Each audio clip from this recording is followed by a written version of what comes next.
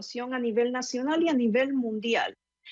Y tengo que decir que indudablemente los padres es uno de los grupos más estresados.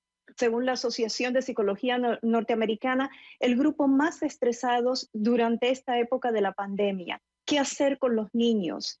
Sí, los niños necesitan regresar al colegio, sí es necesaria esa educación por su salud física, por su salud mental, la necesidad de socializar con otros niños. Eh, pero indudablemente el precio a pagar puede ser muy alto. Y algo que tenemos que tener presente, Jennifer, es que hay un riesgo. Ojalá te pudiera decir que a ciertas comunidades tienen un cero de riesgo. No, tú lo decías anteriormente, no tenemos una vacuna, no tenemos los medicamentos que funcionen perfectamente durante esta pandemia. Así que dadas esas circunstancias, hay unos cuantos factores que los padres tienen que tener en cuenta. En primer lugar, informarse. Y en segundo lugar, mirar el nivel de infección que existe en su comunidad. Ejemplo, en la comunidad donde yo vivo y Alejandra, y tú también, aunque no estás ahora aquí, creo, es Ujú. extremadamente alta la infección. Entonces, la otra pregunta es, ¿están listos los colegios? ¿Y cuál es la posibilidad de que ese colegio cierre? ¿Qué van a hacer cuando un niño o un maestro se infecte? Eso es extremadamente importante. ¿Sabes por qué? Porque mandamos a un niño al colegio, a lo mejor a la semana, 2 semanas siguientes, tienen que cerrar el colegio nuevamente. ¿Comprendes? O sea que eso es lo que los padres tienen que tener presente informándose y preguntando a las autoridades de sus localidades.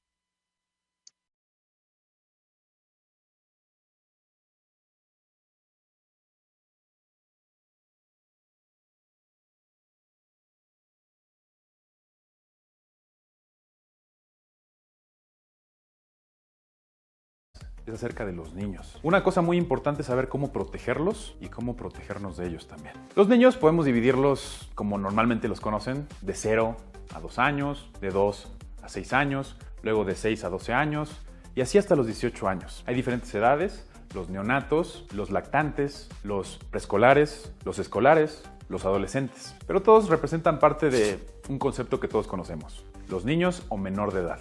Como tú sabes, el SARS-CoV-2 o el virus al que se le atribuye la enfermedad COVID-19 es una enfermedad que nos puede afectar a todos. Se sabe que alrededor del 80-85% de la población va a presentar una enfermedad leve o asintomática. Tal vez de un 10 al 15% una enfermedad moderada a grave y un 5% una enfermedad grave o mortal. Dentro de estos porcentajes, los niños o los menores de edad realmente decían que no eran relevantes, ya que no presentaban la enfermedad grave en la mayoría de los casos. Te voy a decir 3 razones importantes por las que son extremadamente relevantes en esta pandemia. La razón número 1, y que muy pocos están hablando, es que según estudios recientes se ha visto que en la nasofaringe, donde hay más virus en el ser humano, del SARS-CoV-2, se hizo una comparación entre niños, adolescentes, adultos mayores. Querían ver cuántos SARS-CoV-2 había en la nasofaringe, o sea, un estudio cuantitativo. Los resultados son muy interesantes. En casi todos los grupos de edad se vio una similitud dependiendo del estadio de la enfermedad que presentaban. Pero en los niños, y sobre todo los niños menores de 5 años, se vio que el número de virus que tenían en la nasofaringe era tal vez 10 a 20 veces más que una persona adulta. Esto no quiere decir que el niño vaya a enfermar. Esto quiere decir que el niño puede portar más virus y por lo tanto probablemente sea más contagioso. Otra cosa importante, es cierto que los niños no presentan la enfermedad grave, pero si tuvieran una comorbilidad, por ejemplo, diabetes, alguna condición de cáncer, alguna leucemia, o tuvieran otras enfermedades genéticas, es muy probable que sí puedan presentar la enfermedad grave si se llegaran a infectar de COVID-19. Y la mortalidad que llegan a presentar, si es que llegan a presentar la enfermedad grave, es mucho más alta que en adultos. Segundo factor importante, ¿los niños deben usar cubrebocas? La respuesta es simple, sí, deben usarlo, pero hay una excepción. Los niños menores de 2 años no deben usar cubrebocas, ya que pueden asfixiarse, es muy incómodo y es totalmente inútil. Lo ideal con los menores de 2 años es que los tengan en su casa. Fuera de ahí, los que son mayores de 2, todos deberían usar cubrebocas. En una casa viven 2 abuelitos, 2 papás y 3 niños. Uno de ellos tiene 7 años. ¿Qué pasa ahí? Los abuelitos tienen hipertensión y diabetes y tienen arriba de 65 años. Los papás andan rondando como en los 50, más o menos, y los otros hermanos tienen 16 y 19 respectivamente. ¿Tú quién crees que pueda presentar con mayor probabilidad la enfermedad grave en caso de infectarse del SARS-CoV-2? Los abuelitos. Evidentemente tienen comorbilidades y la edad. El último punto, pero no el menos importante, se tiene que crear una cultura entre padres e hijos. ¿Qué quiere decir esto? Una cultura nueva de protección. Es una protección a la salud de ellos y a la salud de todos, para que esto se replique en las escuelas, en los parques o en cualquier lugar donde haya un infante. Así que los padres son responsables de la educación de sus hijos. Yo les recomiendo que desde ahora, en esta nueva normalidad, se les inculque la protección, las caretas y los cubrebocas. Hagan que sus hijos tomen los ejemplos de las personas que están capacitadas. Es muy importante evitar que sus hijos vean contenido con noticias falsas o sensacionalistas. La educación va a salvar miles de vidas. Empieza desde casa. Ojo, también quiero comentarles algo muy importante. Este punto sobre los niños no quiere decir que sea un punto de discriminación. Es un punto de que todos sepamos que hay una vulnerabilidad en ese grupo de edad.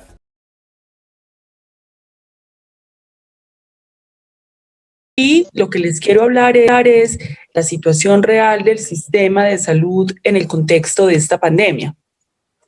Lo primero que tendríamos que entender es que Colombia claramente en este momento está en lo que se ha denominado en el mundo entero la segunda ola, con consecuencias y con un desarrollo mucho más complejo que la primera, con unas mortalidades mucho más altas, con una mortalidad y unas tasas de contagio mucho más altas que la primera. Y esto es un fenómeno que de alguna manera se está presentando en el mundo.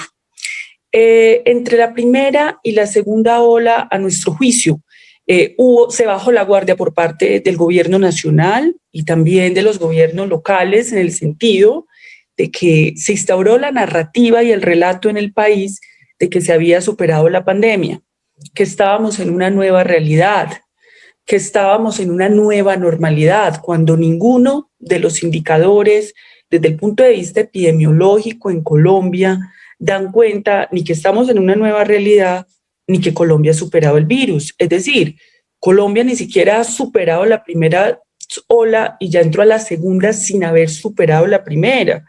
Si tú miras el comportamiento del virus en Colombia, se presenta una ola donde hay una montaña y después de eso se presenta una meseta.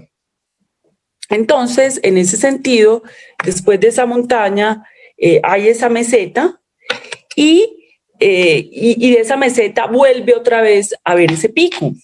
Luego, la situación no es de superación del virus de ninguna manera, en ningún momento. Venía de mis compañeros de comité ejecutivo y la venía de los compañeros de junta hacerle una pregunta. Usted sabe que hoy tenemos una presión enorme del gobierno nacional, quien se empecina en hacer efectiva su medida de la presencialidad bajo la modalidad de la alternancia. Entonces, no sé usted qué percepción, qué nos puede hoy advertir frente a esa medida del gobierno de obligar prácticamente en medio de tantas dificultades retomar la escuela en la presencialidad. Yo les digo dos cosas. Sobre la alternancia, eso ya es la cereza del pastel.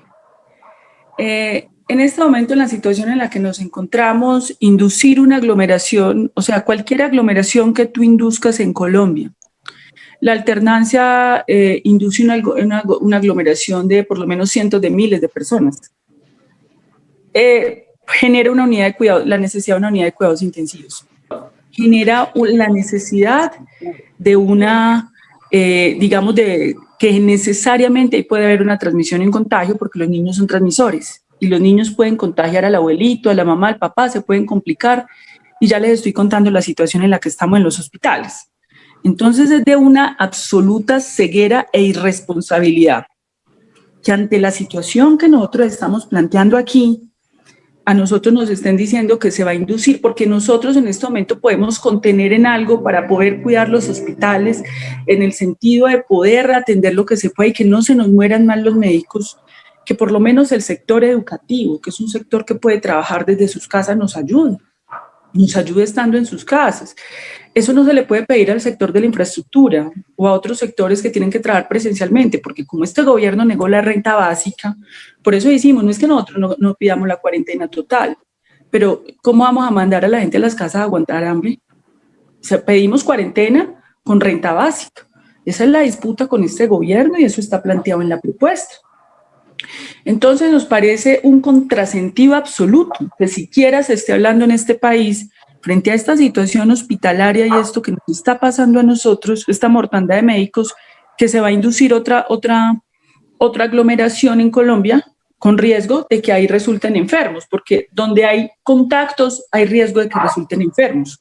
Y donde hay enfermos, hay riesgo de que varios de estos enfermos sean enfermos críticos, sean enfermos graves.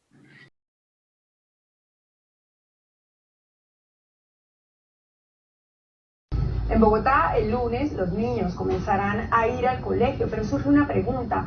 ¿Quién responde por el contagio de un estudiante?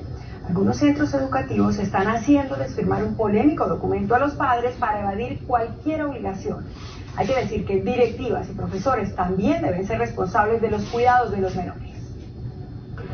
Empezamos con el consentimiento informado, este documento que tiene que firmar el papá, la mamá y el estudiante. Lea muy bien los términos, se los vamos a resumir de la siguiente manera. Aquí acepta el modelo de presencialidad. También se compromete que el comportamiento dentro de la casa corresponde a todas las medidas que previenen contagios por COVID-19.